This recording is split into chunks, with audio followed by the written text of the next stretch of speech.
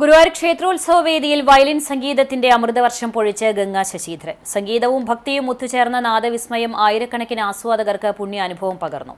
ശാസ്ത്രീയ സംഗീതത്തിന്റെ ആഴവും ഭക്തിയുടെ നർമ്മയില്യവും ഒത്തുചേർന്ന വേറിട്ടൊരു അവതരണ ശൈലിയാണ് ഗംഗ കാഴ്ചവെച്ചത്.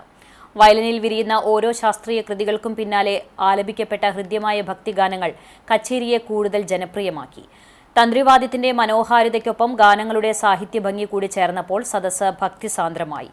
1 മണിക്കൂർ നേരത്തിനൊടുവിൽ കച്ചേരി അവസാനിച്ചപ്പോൾ നാദലയത്തിന്റെ മാധുര്യം പേറിയാണ് ഓരോ ഭക്തനും മടങ്ങിയത്.